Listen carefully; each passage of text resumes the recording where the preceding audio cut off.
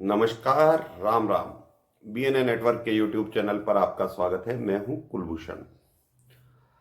अगर आप हमारे चैनल से अभी तक नहीं जुड़े हैं तो कृपया चैनल को सब्सक्राइब कीजिए। कंटेंट पसंद आता है तो इसे लाइक भी जरूर कीजिए।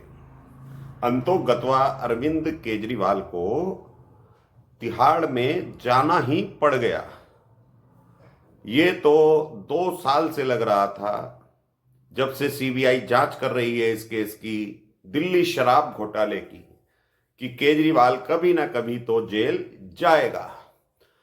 तो दोस्तों, ये मत समझिए कि केजरीवाल बड़े आराम से या ईडी के कहने से तिहाड़ जेल चला गया है। इस व्यक्ति ने इसमें भी एक चाल चली है। ये तिहाड़ इसलिए गया है कि अब राउज एवेन्यू कोर्ट में, हाई कोर्ट में और सुप्रीम कोर्ट में 3 विकल्प इसके पास खुले हुए हैं कि ये इनमें अपनी जमानत अर्जी लगाएगा। ईडी को इसने ज्यादा अभी तक कुछ बताया नहीं है, क्योंकि ईडी की रिमांड में ये अब तक चला आ रहा था और ईडी की रिमांड खत्म होते ही ईडी ने 15 दिन की जुडिशियल कस्टडी कोर्ट में आग्रह की, तो कोर्ट ने उसे स्वीकार कर लिया। आप एक चीज समझिए दोस्तों, जो केजरीवाल है, जो दिखता है, क्या केजरीवाल वैसा ही है? या केजरीवाल जो बोलता है वो सत्य बोलता है? वो बहुत शातिर और धूर्त किस्म का आदमी है। वो जानता था कि ये जो शराब घोटाला है, इसकी आंच इसके ऊपर कभी ना कभी आएगी, और उसने इस आंच से बचने के लिए हर तरह की अपने ऊपर कोटिंग कर रखी है कि वो आंच इसके ऊपर ना आ पाए। सत्येंद्र जैन इसका करीबी मित्र। सबसे पहले वो व्यक्ति जेल जाता है हवाला कांड में। कार्य किसके लिए करता था? केजरीवाल के लिए। आम आदमी पार्टी में मंत्री भी था, दिल्ली सरकार का कद्दावर मंत्री था, लेकिन उसको केजरीवाल ने इतनी हवा दी, इतनी हवा दी, और अपना काम निकलवाने के बाद वो ईडी के शिकंजे में फंसता है और तिहाड़ में चला जाता है। क्या कारण है दोस्तों? मनीष सिसोदिया तो इसका करीबी माना जाता था, और जितने जुगाड़, जितने प्रपंच और जितने वकील इसने अपने लिए खड़े किए कोर्ट में, क्या मनीष सिसोदिया के लिए नहीं किए जा सकते थे? या संजय सिंह के लिए नहीं किए जा सकते थे? तो ये व्यक्ति सारी जो अपनी कोटिंग करके बैठा है कि किसी भी तरह की आंच इसके ऊपर ना आए, तो वो कोटिंग ना तो इसने सत्येंद्र जैन के ऊपर करी, ना सिसोदिया के लिए करी, और ना ही संजय सिंह के लिए करी। और इसका जो वसूली गैंग का सरगना था विजय नायर, उसके लिए तो इसने कुछ भी नहीं किया,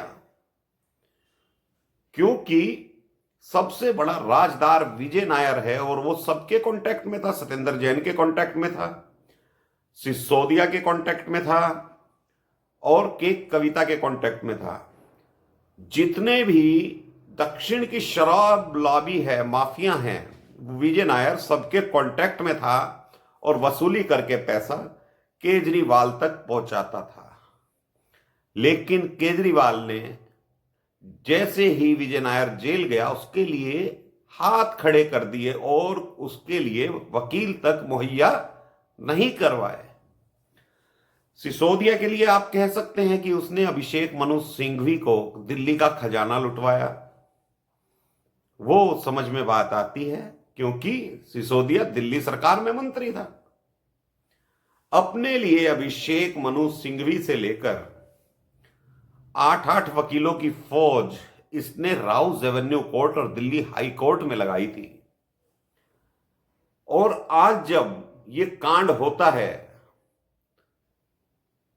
राउज एवेन्यू कोर्ट कह देती है कि इनको 15 तारीख तक जुडिशियल कस्टडी में रखा जाए, यानी केजरीवाल को, तो इसके वकील विरोध नहीं करते।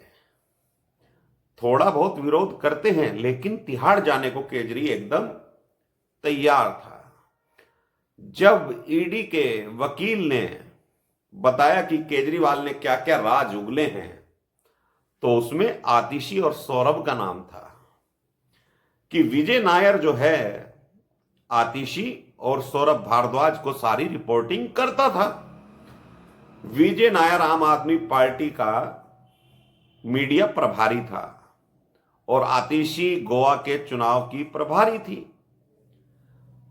तो केजरीवाल इतना धूर्त है, सारी प्लानिंग पहले से कलम बंद करके क्रमबद्ध तरीके से इसने कर रखी थी कि ये किस सवाल पर क्या जवाब देगा, और सारा घड़ा इसने आज आतिशी और सौरभ भारद्वाज पे फोड़ दिया। जितने दिन से ये केस चल रहा है कि केजरीवाल ईडी की कस्टडी में है, ना तो मनीष सिसोदिया का नाम आया है और ना संजय सिंह का आया है, सिर्फ नाम चला है विजय नायर का। और कल ईडी ने इनके एक मंत्री कैलाश गहलोत से पूछताछ करी थी, उसमें भी विजय नायर छाया रहा। तो पहला विकेट विजय नायर का दिल्ली शराब घोटाले में गिरा था और आज तक उसी विकेट पर ये लोग चर्चा कर रहे थे। तो केजरीवाल को समझना नामुमकिन है दोस्तों। इस व्यक्ति को कोई नहीं समझ पाएगा। देश के चाणक्य कहे जाने वाले अमित शाह इसके बराबरी पर नहीं आ सकते। और मीडिया की तो बात ही छोड़ दो, मीडिया तो आज दलाली कर रहा है। मीडिया तो ये तक भी कह सकता है कि केजरीवाल को तिहाड़ बीजेपी ने भिजवाया, लेकिन मसला फंसा हुआ है राउज एवेन्यू कोर्ट का, क्योंकि जज साहिबा के आदेश पर गया है ये तिहाड़ जेल। तो दोस्तों, आज आतिशी और सौरभ भारद्वाज का इसने विकेट गिरा दिया। आम आदमी पार्टी में अब विद्रोह होना तय है। इनके जो 10-10, 12-12 विधायक समर्थक होंगे, आज ये अपनी अलग अलग रणनीति बनाएंगे। अभी तो ये दोनों एक होकर लड़ाई लड़ेंगे, आतिशी हो चाहे सौरभ हो। अब इन्हें मुख्यमंत्री की कुर्सी दिखाई नहीं देगी।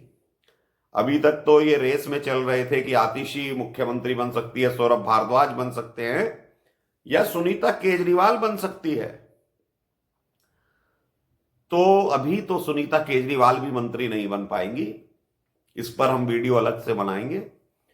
जो लोग कहते हैं कि सुनीता केजरीवाल का नाम अरविंद केजरीवाल ने आगे कर दिया, ऐसा कुछ अभी तक होने वाला नहीं है, क्योंकि केजरीवाल को समझना नामुमकिन है। मेरा आज ये शीर्षक भी है।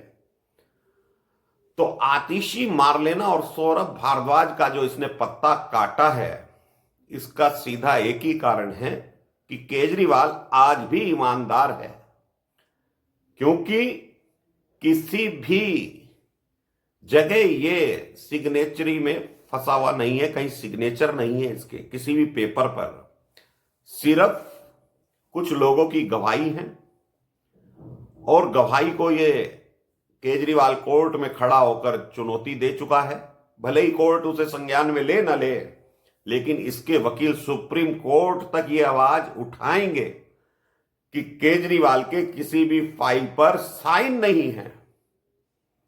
और केजरीवाल के बगल वाला बंगला जो विजय नायर को दिया गया, वो कैलाश गहलोत के नाम पर अलॉट किया गया, उसमें कैलाश गहलोत फंसेगा। केजरीवाल कहीं फंसता हुआ नजर नहीं आएगा, क्योंकि कैलाश गहलोत की जिम्मेदारी बनती है, क्योंकि षड्यंत्र कैलाश गहलोत के अलॉट हुए हुए फ्लैट पर हुआ है, उस बंगले में हुआ है जहां ये आबकारी नीति बनाई गई थी। तो विजय नायर पहला विकेट, आतिशी और सौरभ ये मध्य क्रम के बल्लेबाज हैं।